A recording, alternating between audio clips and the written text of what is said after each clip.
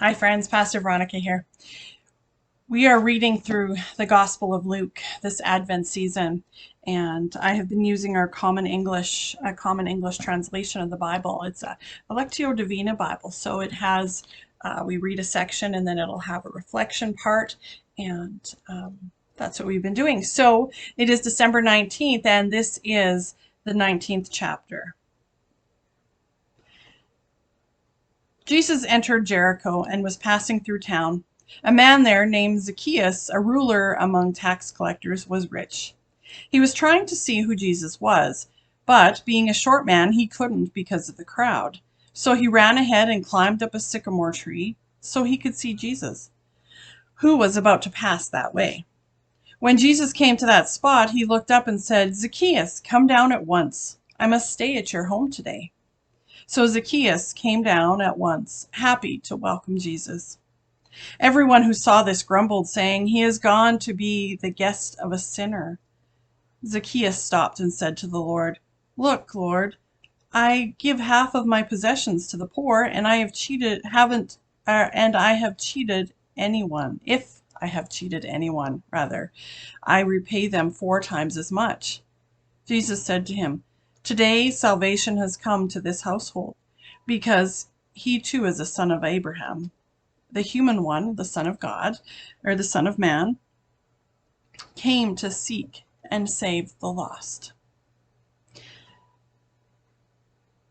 After being cured, the blind man, which we heard about yesterday, begins a new way of life. He follows Jesus, glorifying God. And then Zacchaeus' desire to see Jesus is extravagantly fulfilled by Jesus, who pays him the ultimate compliment by coming to Zacchaeus' house. Our reflection on this section, Luke's gospel talks a lot about wealth and seeing. Think about why that is. It talks a lot about wealth and seeing the true reasons, the true meanings. Opening our eyes. Lord, our prayer is, help us to see you in every person whom we meet, and to find you in every life situation that confronts us.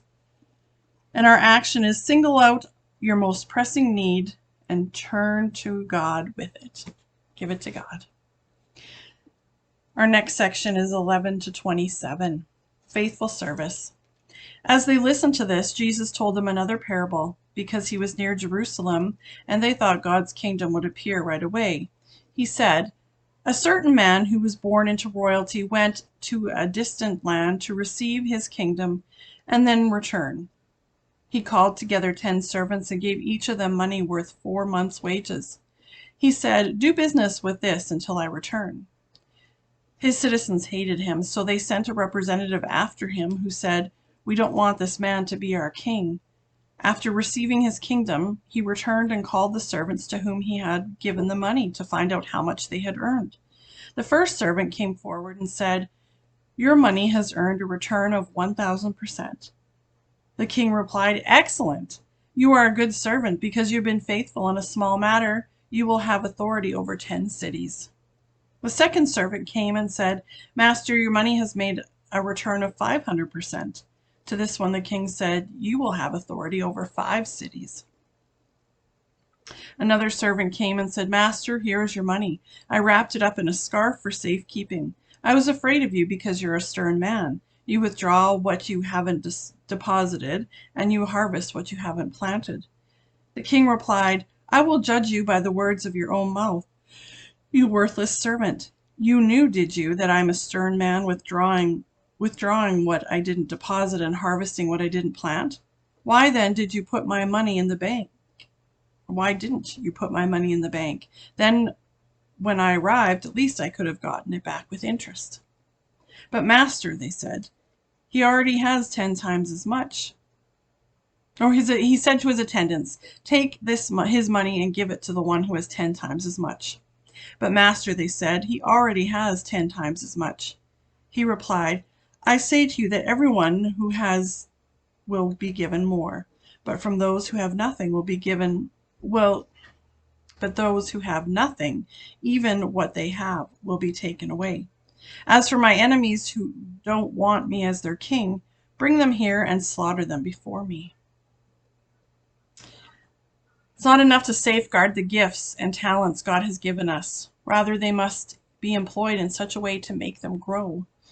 Our reflection is, what are the gifts that God has bestowed upon us, upon you and upon me? And what have we done with those gifts?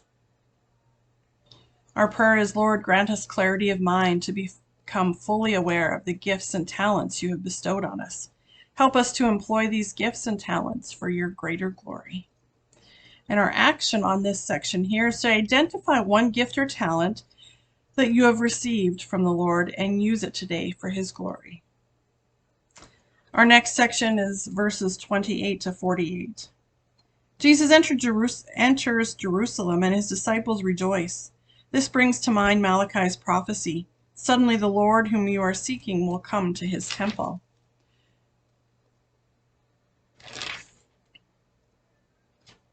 So that is the section that we'll be reading. After Jesus said this, he continued on ahead, going up to Jerusalem. Procession into Jerusalem. As Jesus came to Bethphage and Bethany on the Mount of Olives, he gave 2 disciples a task.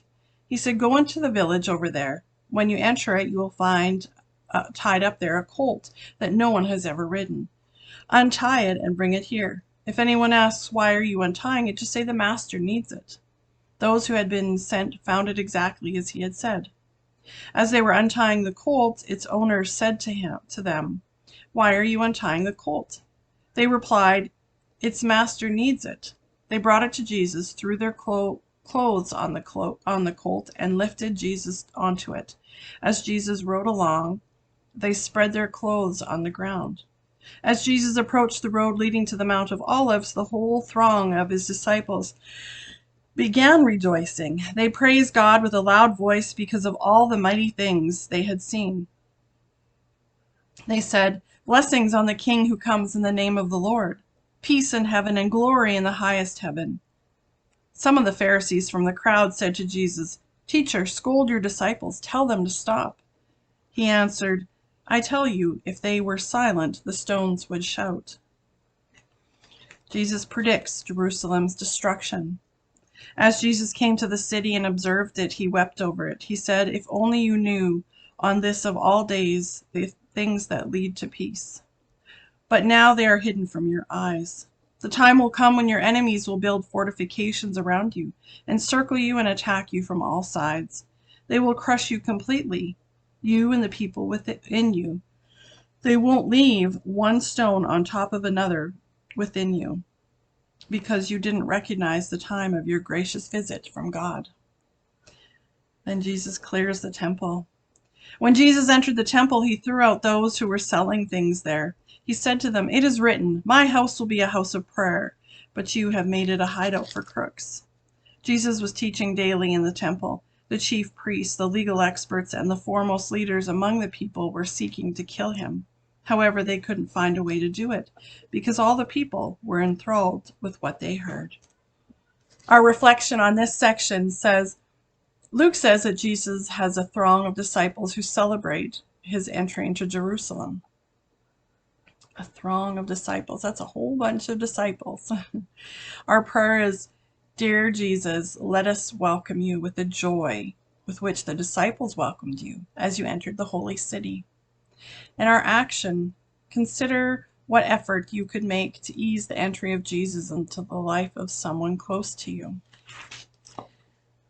So Luke chapter 19. Single out our most pressing need and turn it to God. Identify one gift or talent that we have received from the Lord and use it for his glory. Consider what effort we could make to ease the entry of Jesus into the life of someone close to you.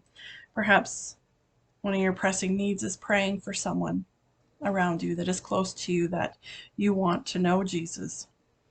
Pray that the Lord will show you a gift that you have to help that person for his glory. This has been chapter 19. Tomorrow we will have by 7 o'clock chapter 20 available for you. Have a wonderful night and God bless you.